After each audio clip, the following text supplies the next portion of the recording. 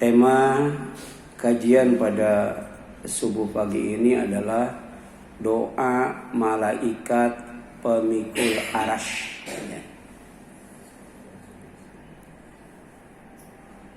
Jadi insya Allah ya, bahwa Allah SWT ya, menciptakan salah satu hambanya yang bernama malaikat, serta ya, ditugaskan ya, untuk mendoakan hambanya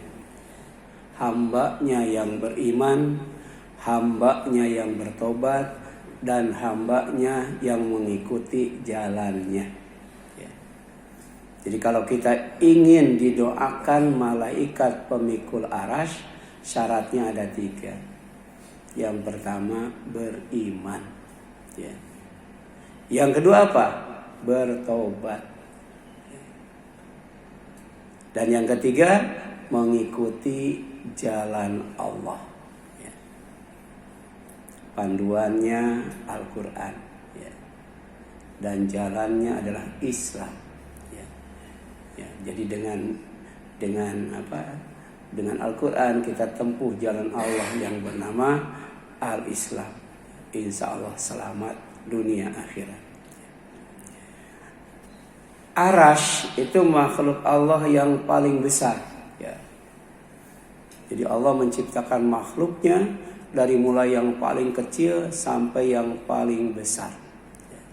Makhluk Allah yang paling besar namanya apa? Arasy.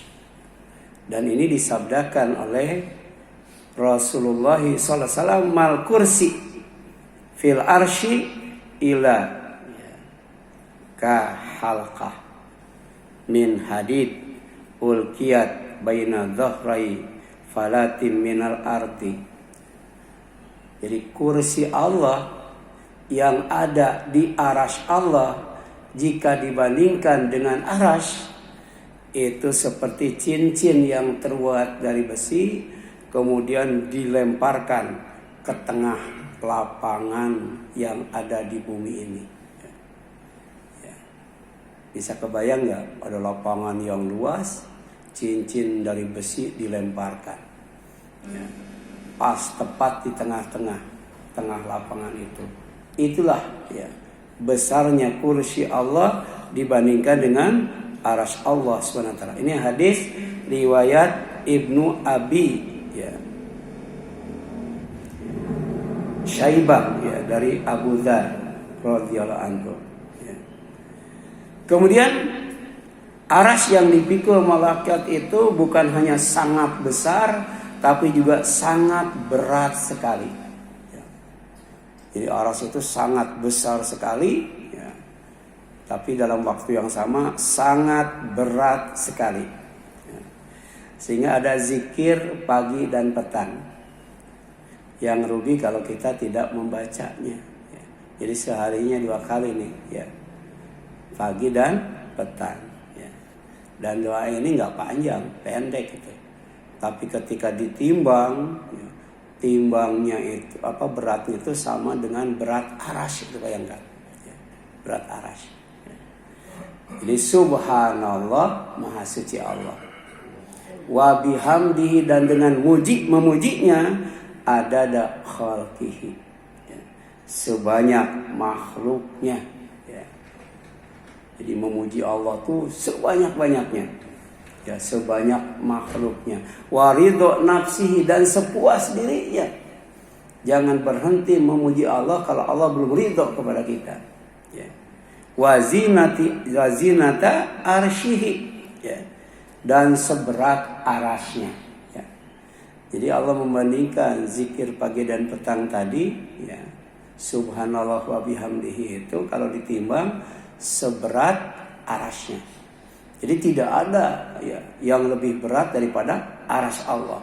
Wa midada kalimatihi ya, dan sebanyak tinta untuk menulis firman-Nya. Ini dahsyatnya zikir ini ya. Kalau tidak kita ucapkan rugi itu. Subhanallah wa bihamdi. Jadi mengucapkan subhanallah wa bihamdihi itu ada khalqihi wa ridha nafsihi wa zinata arsyihi wa midada kalimati, sebanyak makhluknya, sepuas dirinya, kemudian seberat arasnya, dan sebanyak tinta ya untuk menulis kalimatnya. Jadi kalau semua pohon yang ada di dunia ini ya, ditambah lautan yang ada di bumi ini, ditambah 7 lautan lagi untuk menulis kalimat Allah, maka habis ya, habis ya. Kita beli pensil itu, pakai nulis di atas kertas itu, kira-kira habisnya berapa lembar tuh pensil? Ini ada pohon semuanya dijadikan pensil, dijadikan pena. Kemudian laut ya, ditambah 7 laut lagi dijadikan apa? Tinta untuk menulis kalimat Allah. Ya. Habis itu ya, tinta dan pena itu. Bayangkan. Sementara kita mengucapkan subhanallah wa bihamdihi itu adalah sebanyak tinta ya, untuk menulis firman-Nya. Dan kalau kita baca Bulughul Maram, zikir ini ya, 1 kali baca sama dengan zikir 1 hari itu. Ya. Ada yang kuat zikir 1 hari? Nggak ada ya. Baca 1 kali nilainya setara dengan berzikir 1 hari. Tapi ketika ditimbang beratnya setara dengan arasy Allah Subhanahu wa Ta'ala. Itu gambaran tentang besar dan beratnya arasy. Ini hadisnya riwayat Muslim. Kemudian ukuran kursi Allah ya, yang dilemparkan ya, dibandingkan dengan arasy itu setara cincin yang ada di tengah lapangan. Nah sekarang besarnya kursi Allah itu sebesar apa? Ya, sebesar apa itu?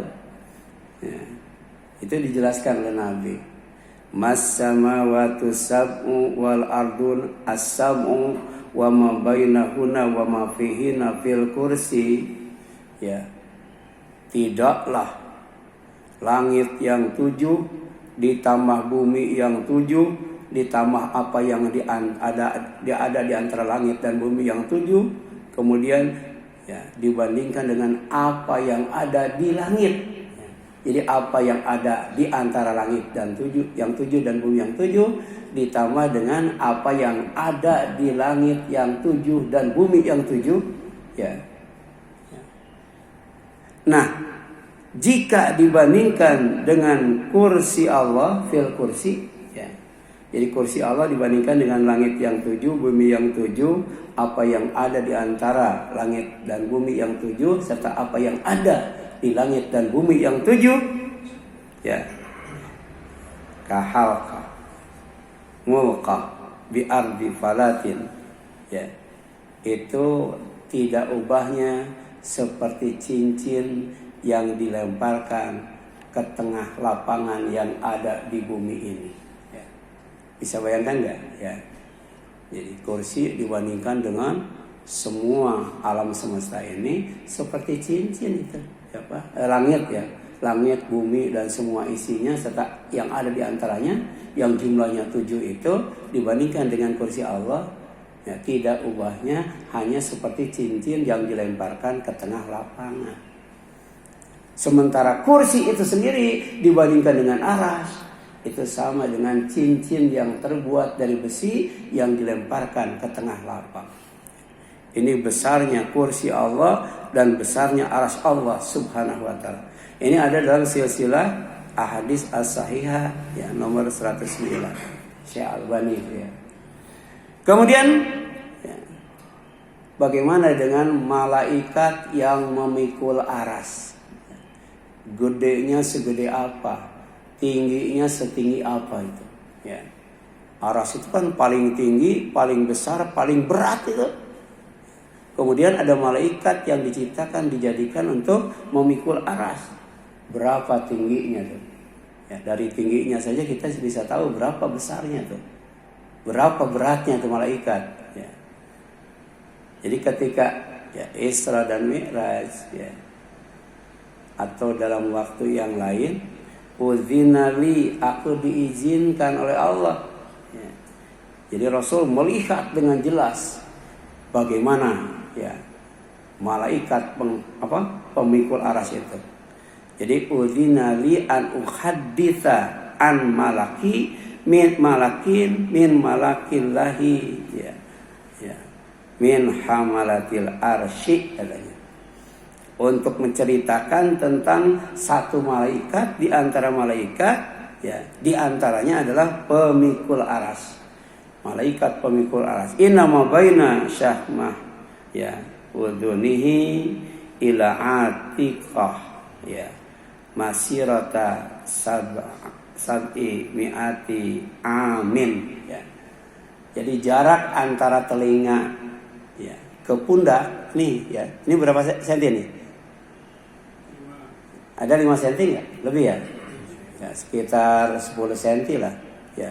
Tapi ini jarak telinga malaikat pemikul aras ya. Kemana? Ke pundaknya. Itu sejauh 700 tahun perjalanan. Ya. Ya. 700 tahun perjalanan. Perjalanan apa ya? Ya. Perjalanan malaikat itu. Ya. Ya. Yang di dalam surat As-Sajdah itu 1000 tahun. 1000 tahun kali 700 tuh ya. Ya, berapa tuh? Ya. Itu kalau 1000 tahun. Kalau Al-Ma'arij perjalanan malaikat itu satu harinya adalah 50.000 tahun. Ya. Jadi satu hari itu kan 365 kali 100 kali 1000 tahun. Itu berapa tuh? Ini dari sini ya. Atau tadi berapa? Ya, 50.000 kali ya 365 kali berapa tuh? Kali 700. Hitung sendiri itu. Ya, berapa besarnya? Ya, berapa tingginya? Berapa beratnya malaikat? Berapa? Pemikul aras. Ini hadis riwayat Abu Daud dari Jabir radhiyallahu anhu dan ini disahihkan oleh Abu Thahir ya. Sanadnya sahih. Sementara malaikat yang memikul aras itu cuma 8. Kalau yang menjaga neraka Sakor 19. Tapi yang memikul aras berapa? Cuma 8 itu. Ya. Arasnya demikian gede, bayangkan. Ya, berapa ya ukuran ya malaikat pemikul aras itu. Ya.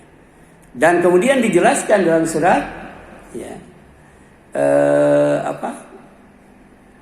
Az-Zumar ya. Jadi ketika alam semesta sudah hancur, itu yang tersisa adalah arsy ya. Lengkap dengan kursinya yang sedang dikelilingi malaikat, tidak pernah berhenti, terus-terusan mengelilingi arsy itu sambil bertasbih dan bertahmid. Ya. Jadi kalau mengelilingi Ka'bah itu berapa menit ya? 7 kali itu ya. Ini ada malaikat yang ditugaskan mengelilingi aras ya. Mengelilingi aras ya. Watarol malaikati dan Muhammad, kelak kamu akan melihat malaikat hafina yang sedang mengelilingi min haulil arsy, sekitar aras ya. Yusabihuna bihamdi ya. Sementara dia bertasbih memuji Allah dan mensucikan Allah ya. Makanya tadi ya, ketika kita mengucapkan subhanallah wa bihamdi, itu adalah zikir malaikat yang mengelilingi aras ya. Kemudian waqudiya bainahum bil haqqi ya. Kemudian diputuskan dengan benar oleh Allah ya. Setelah dihisab kemudian divonis mana yang masuk neraka, mana yang masuk surga. Yang masuk neraka orang kafir, masuk surga orang yang beriman. Itu namanya waqudiya bainahum bil haqq. Kemudian wakilah dan dikatakan alhamdulillahi rabbil alamin. Segala puji bagi Allah ya, Rabb semesta alam, yang menciptakan alam, yang mengurus alam, yang kemudian mengatur alam semesta ya. Ini Az-Zumar ayat 75 ya. Nah, yang dimaksud dengan bertasbih ya, mengucapkan subhanallah, maksudnya apa? Malaikat yang sedang mengelilingi aras atau kita mengucapkan subhanallah wa bihamdi itu maksudnya apa? Yatanazzahuna rabbahum an kulli ma la yaliqu bihi, ya, untuk mensucikan Allah dari hal-hal yang tidak layak baginya, ya. Kalau ada orang mengatakan Allah punya anak, subhanallah, ya, wa bihamdi. Allah punya anak, anaknya perempuan yang bernama malaikat, subhanallah. Allah itu 3 dalam 1, 1 dalam 3, subhanallah, ya. Allah kemudian punya anak, diturunkan ke bumi untuk menembus dosa manusia, subhanallah wa bihamdi. Karena itu sifat-sifat yang tidak layak bagi Allah SWT, ya. Oleh karena itu malaikat mengelilingi arsy itu tidak pernah berhenti mengucapkan subhanallah wa bihamdi, ya. Karena kita tidak mampu berzikir terus-terusan, maka kita zikirnya dengan disifati, ya, zikir yang, ya, disebutkan oleh Nabi, ya. Jadi tidak mungkin kita membaca subhanallah wa bihamdi, ya, sebanyak yang dibacakan oleh siapa? Malaikat yang mengelilingi arsy. Makanya pakai subhanallah wa bihamdi adada khalqihi wa ridho nafsihi wa zinata arsyihi wa midada kalimatih, ya. Jadi mudah-mudahan sama dengan, ya, zikir yang diucapkan malaikat yang mengelilingi arsy, ya. Gitu. Inilah, ya, kasih sayang Allah. Dan inilah keutamaan umat Nabi Muhammad SAW. Baca zikir 1 kali, tapi nilainya setara dengan sebanyak makhluknya, ya, seberat arasnya, ya, sebanyak apa lagi?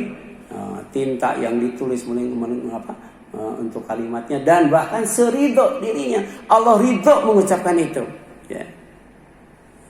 Kemudian yang selanjutnya, kalimat alhamdulillahirabbil alamin adalah puji bagi Allah yang telah memvonis orang yang beriman dengan menempatkannya di sorga dan memvonis orang kafir dengan menempatkannya di neraka sebagai pujian atas karunia dan kebaikannya, ya. Kita menguji karunia Allah, menguji kebaikan Allah, ya. Allah adil dan benar dalam memvonis hambanya selesai dihisab, ya. Yang kufur di neraka, itu benar, itu adil, ya, itu baik. Sedangkan yang beriman di sorga. Maka ketika putusan itu diputuskan dengan benar, adil dan baik, maka kemudian mengucapkan alhamdulillahi rabbil alamin, ya. Kemudian arsy Allah, ya, yang sangat besar hanya dipikul oleh 8 malaikat terus menerus tanpa letih dan lelah, ya. Inilah sifat malaikat, ya. Malaikat itu kalau diperintah sujud terus, ya, dan tidak mengenal lelah dan letih. Tidak mengenal capek, tidak mengenal bosan. Kalau kita kan gampang bosan, gampang lelah, gampang capek. Kadang-kadang kita sholat tahajud itu tiap malam. Ya lama-lama seminggu sekali. Lama-lama sebulan sekali, kan gitu ya. Karena itu sifat manusia. Tapi malaikat tidak punya sifat seperti itu, ya. Makanya di sini jelaskan, ya, fa idza nufikha fis suri nafkhatan wahidah, ya. Apabila sangkakala, ya, ditiup 1 kali, ya. Kemudian wa humilatil ardu wal jibalu, ya, bumi dan kemudian gunung diangkat itu. Bumi dan gunung diangkat itu, ya. Itu detailnya dijelaskan dalam surat Al-Infitor dan surat At-Takwir yang tadi dibaca, ya. Bagaimana keadaan bumi dan langit pada saat ditiup oleh sangkakala malaikat Israfil 1 kali tiupan, ya. Jadi bumi dan gunung semuanya diangkat. Setelah itu faduk kata keduanya dibenturkan. Dak kata wahidah 1 kali benturan, ya.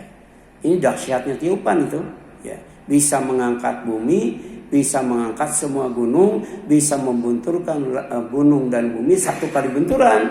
Tapi fayama idzi waqa'atil waqi'ah. Itulah, ya, peristiwa kiamat pertama kali. Ya. Kan angin itu enak ya. Kira-kira AC berfungsi enggak? Ya, kipas berfungsi enggak kalau tidak ada angin? Ya. Tidak ada AC, tidak ada kipas angin, kita beli yang dari bambu itu kan. Ya. Bahkan kalau orang lagi masak, ya, ikan asin, sambal terasi, nyampe ke hidung kita, ada angin itu. Tapi jangan remehkan angin. Jangan main-main dengan angin. Sebab angin itu bisa jadi salah satu azab Allah yang ditimpakan kepada manusia. Ya, gitu. Puncaknya adalah ketika ya sangkakala ditiup oleh malaikat Israfil. Itu angin yang paling besar yang bisa mengangkat gunung, bisa mengangkat bumi, ya. Dan itu adalah awal dari peristiwa kiamat. Tapi tidak sampai di sana berhenti.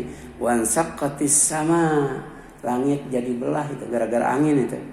Fahiya yauma idzi wahiya, bahkan kemudian amruk, runtuh itu, ya. Padahal sekarang itu ya Allahumma lakal hamdu anta qayyimus samawati wal ardi wa man fihinna.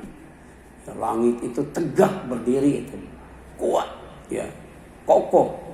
Tapi kemudian ketika ya tiupan sangkakala pertama ditiup oleh malaikat Israfil, ya bukan hanya gunung yang diangkat, bumi yang diangkat kemudian dibenturkan, tapi dampak lainnya adalah langit lemah, langit rapuh, kemudian ambruk.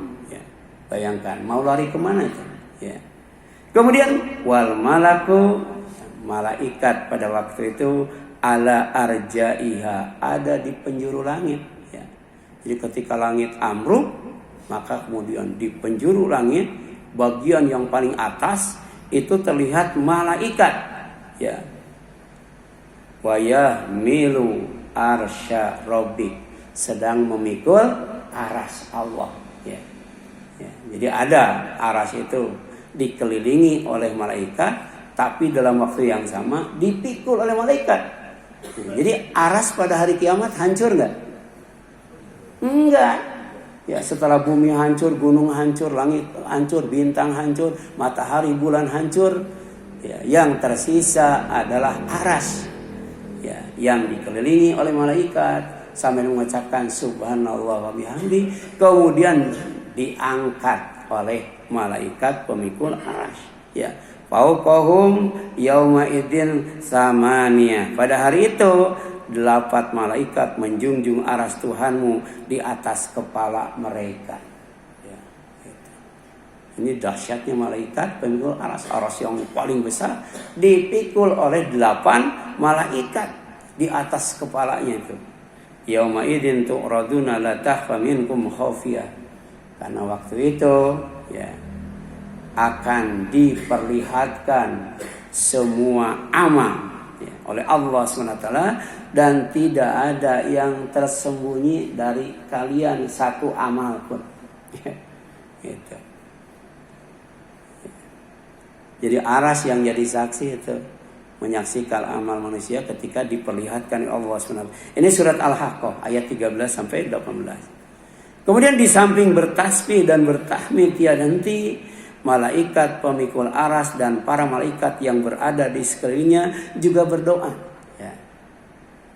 Bayangkan sambil mengelilingi aras, sambil memikul aras, sambil berzikir juga berdoa. Ternyata yang didoakan bukan sembarang orang, tapi orang yang beriman, orang yang bertobat, dan orang yang mengikuti jalan Allah. Apa doanya?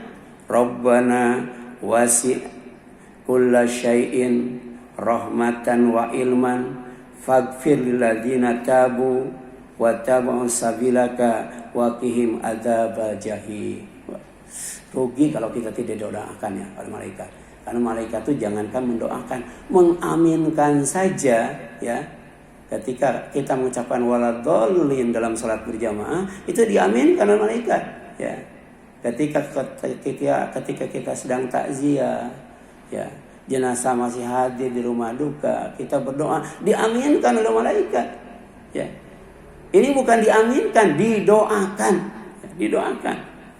Doanya, ya Allah, ya Tuhan kami, rahmat dan ilmu-Mu meliputi segala sesuatu, maka berilah ampunan kepada orang-orang yang bertobat dan mengikuti jalan agama-Mu, dan peliharalah mereka dari azab neraka. Ya. Jadi bagaimana caranya menjadi orang yang beriman yang benar? Bagaimana caranya bertaubat yang benar? Bagaimana caranya menempuh, mengikuti jalan Allah yang benar? Itu jawabannya ilman warohmatan. Ya. Dengan ilmu dan rahmat Allah yang luas. Ya. Jadi tingkatkan ilmu, kemudian amalkan, ajarkan, sebarkan, dapatkan rahmat Allah. Insya Allah kita bisa menjadi orang yang beriman, bisa menjadi orang yang bertaubat, dan bisa menjadi orang yang menempuh jalan Allah. Ilmu itu. Makanya ilmu itu nikmat Allah yang pertama kali diberikan oleh Allah di sorga, bukan di bumi, di sorga itu. Bahkan yang diwariskan oleh para nabi itu bukan dinar, bukan dirham, tapi apa? Ilmu itu. Dan orang yang paling takut kepada Allah itu hanya orang yang berilmu.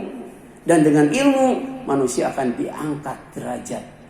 Kalau ilmunya dilandasi dengan keimanan, kemudian diamalkan, semakin dekat dengan Allah SWT, dan kemudian pantas dimasukkan ke dalam surga Allah yang dekat di sisi Allah. Kemudian doa yang lainnya itu, Rabbana wa adkhilhum jannati adn allati wa'adtahum wa man salaha min abaihim wa azwajihim wa dzurriyyatihim innaka antal azizul hakim. Jadi yang didoakan bukan orang yang beriman saja, bukan orang yang bertaubat saja, bukan orang yang mengikuti jalan Allah saja, tapi juga siapa? Bapaknya, istrinya, anak cucunya, tapi yang soleh-soleh itu. Jadi di sorga itu ramai atau sepi? Kalau di neraka sepi itu. Jangankan istri, jangankan keluarga, jangankan kemudian anak cucu, teman pun tidak ada. Falaisa lahul yauma hahuna hamim. Di sini itu, di neraka itu, kalau sudah masuk tidak ada yang namanya teman setia. Pengkhianat semua tuh, saling menghujat supaya siksaannya tuh dilipat gandakan. Tidak ada orang yang mendoakan baik penghuni neraka itu. Bahkan disimbolkan tidak ada teman yang setia, bayangkan. Sendirian benar-benar. Sudah dikubur sendirian, di neraka juga sendirian. Dikuburkan sampai hari kiamat kesendiriannya. Nah sekarang di neraka sendirian sampai kapan tuh? Sampai khalidina fiha abada. Na'udzubillahi min dzalik. Jadi ya Allah, ya Tuhan kami, masukkan mereka yang beriman, yang bertobat, yang mengikuti jalan-Mu ke sorga Aden, sorga yang terbaik, sorga yang tertinggi. Kemudian yang Engkau janjikan kepada mereka. Masukkan pula siapa? Bapak-bapak mereka, istri-istri mereka, dan anak cucu mereka yang soleh-soleh. Yang tidak soleh nggak bakal masuk itu. Yang tidak soleh tidak akan masuk. Jadi pentingnya kita punya anak yang soleh, punya istri yang soleh, punya mertua yang soleh, punya menantu yang soleh, punya orang tua yang soleh, ngumpul insya Allah, ngumpul, gitu. Jadi di surga sudah senang, rame lagi kan, enak kan, bahagia banget itu ngumpul di surga, Ini bapak-bapak, ibu-ibu yang di rumahnya cuma berdua, tapi anaknya banyak, sudah nikah semua, misah semua, pas lebaran ngumpul, senang itu, itu. Ngumpul itu.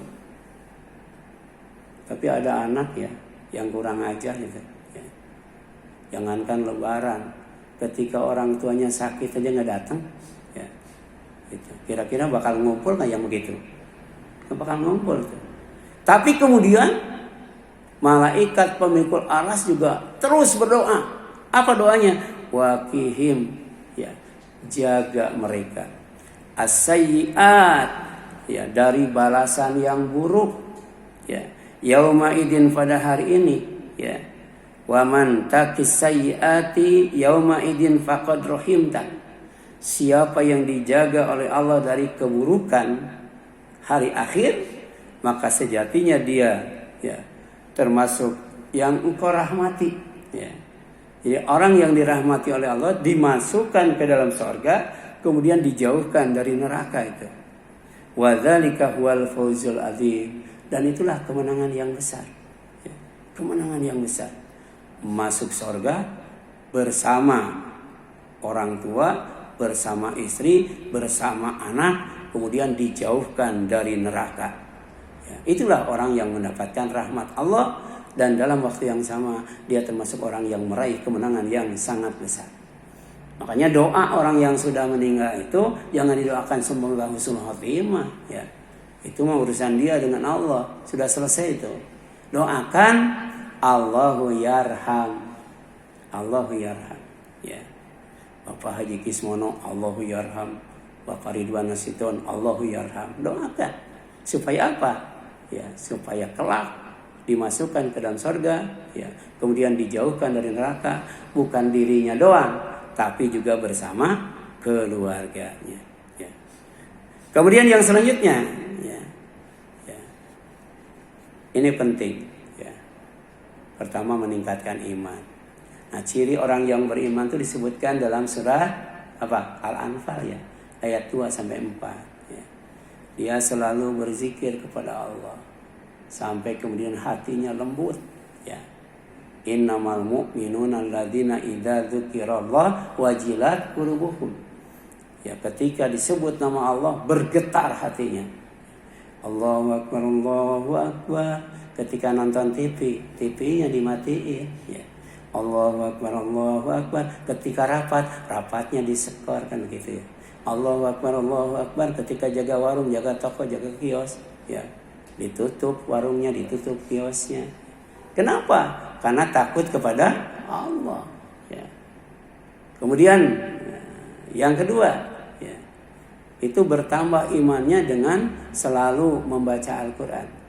Jadi tilawah Al-Quran itu tidak hanya mendapatkan kebaikan, 1 huruf 10 kebaikan, tapi oleh Allah akan ditambah imannya. Wa idza tuliyat alaihim ayatuhu zadathum imana. Jangan berhenti berzikir sampai takut kepada Allah. Jangan berhenti membaca Al-Quran sampai bertambah iman, ya. Kemudian apa lagi? Ya. Wa ala rabbihim yatawakkalun. Orang yang beriman itu hanya orang yang bertakwa atau bertawakal kepada Allah. Menjadikan Allah sebagai pelindung, menjadikan Allah sebagai wakil. Kalau kita bepergian itu, ya, kita ninggalkan istri, ninggalkan anak, ninggalkan rumah, ninggalkan harta. Titipkan kepada Allah itu. Karena Allah itu al-wakil, namanya tawakal, ya. Tawakal kepada Allah. Jadikan Allah sebagai pelindung. Bismillahi tawakkaltu 'alallah la haula wala quwwata illa billah. Orang yang membaca itu, dia akan disampaikan kepada tujuannya, nyampe itu. Kalau niatnya ngaji, sampai itu ke majelis ilmu, tidak kemana-mana itu. Yang kedua apa? Yang kedua itu akan dipenuhi kebutuhannya, ya. Akan dicukupi kebutuhan dan keinginannya. Itu rahasia tawakal. Kemudian yang ketiga apa? Yang ketiga, dijauhi oleh setan. Jadi setan itu dekat bukan hanya di rumah saja, ya. Tapi juga ketika keluar rumah itu ada setan selalu mendekat, ya. Ada wanita padahal masih cantikan istrinya itu. Oh. Ya, matanya mata apa tuh? Mata keranjang. Padahal yang di rumah tuh lebih cantik, kan? Gitu. Jadi setan itu bisa, ya, menggoda manusia dengan penampilan wanita ketika di luar rumah. Di dalam rumah juga hati-hati itu. Istri sedang ke pasar, ada pembantu. Ya. Makanya pembantu jangan lebih cantik dari istrinya, gawat itu. Ya. Jangan lebih muda dari istrinya itu. Ya. Kan banyak kejadian ya, TKI itu ya, TKW itu kan. Itu digarap oleh anaknya, digarap oleh bapaknya. Ya. Ya. Nggak tahu ibunya lagi kemana tuh istrinya ya. Ya. Itu hati-hati. Itu kunci tawakal. Bismillahirrahmanirrahim. La haula wala quwata illa billah. Ya, disampaikan kepada tujuan, dipenuhi keinginan dan kebutuhannya, dalam waktu yang sama dijauhi dari setan. Bismillahirrahmanirrahim. La haula wala quwata illa billah. Dan ternyata tawakal itu harus dijaga. Bagaimana cara menjaganya? Pertama dengan hablum minallah, menjalin hubungan dengan Allah. Dengan apa? Alladzina yuqimunas shalat, mendirikan salat. Ya, salat itu silatullah, ya. Menghubungkan diri kita dengan Allah. Yang kedua hablum minanas, menjalin hubungan dengan manusia. Dengan apa? Ya, dengan infak. Ya, alladzina yuqimunas sholata apa? Wa mimma razaqnahum yunfiqun. Sebagian rezeki infakkan. Ya, jadi ternyata salat dan infak itu luar biasa untuk menjaga ketawakalan, menjaga keimanan dan menjaga rasa takut kepada Allah Subhanahu wa taala. Ya. Silakan, ada yang ditanyakan sampai sini?